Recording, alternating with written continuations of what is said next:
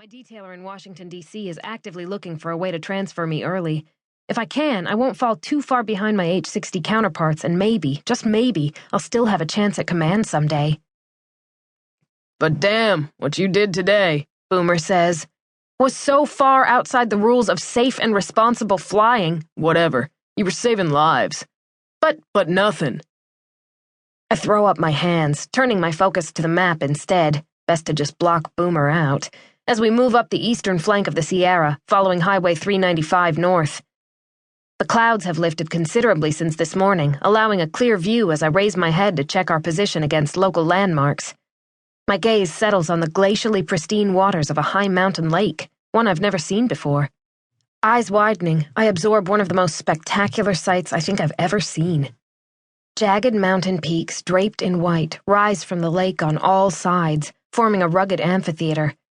The lower slopes are thick with pine, and the lake, clear as a window, projects the reflection of the surrounding mountains, an upside-down view of a winter wonderland, just like you read about in the storybooks. I turn to Boomer, not realizing until then that my mouth is open. Have we found something that impresses you, Lieutenant? What is this? I ask, ignoring the barb. Check your map, my dear. Gah, incorrigible. Looking down, I find it. June Lake. I pivot in my seat, watching the lake until it recedes from view, all silver and sparkles. A jewel, secretly nested in a ring of staggeringly high peaks. A short 5 minutes later, we reach the eastern entrance to Yosemite National Park, and Boomer turns slightly right, beginning a transit that will leave this dazzling high alpine world behind. Instead, we'll move into the flats and browns of the desert, an arid landscape tucked into the rain shadow of the mighty Sierra Nevada. God bless it's cold, Hap says. But flying into the desert doesn't necessarily mean it will get any warmer. Beanie, any word yet on when we'll get the part to fix this heater? I ask, wiggling my toes to regain some feeling. Maintenance thinks it'll be another week, ma'am. I sigh.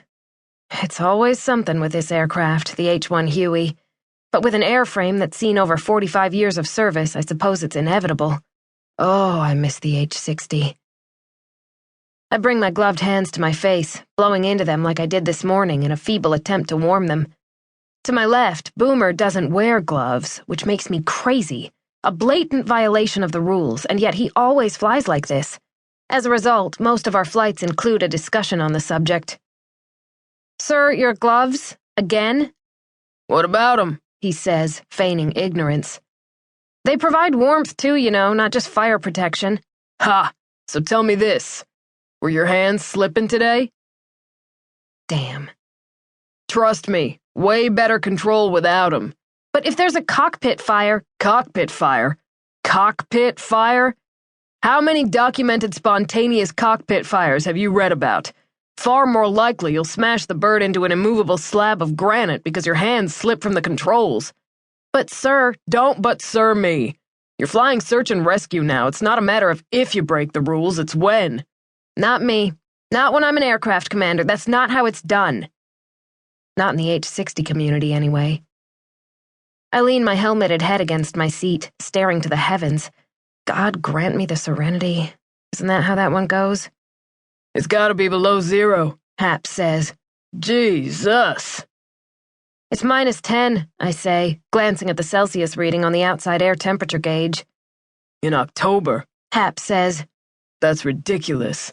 Brother, you're in the mountains now, Beanie says. I peek around my chair because observing these two guys brings a smile to my face every time, which I need now.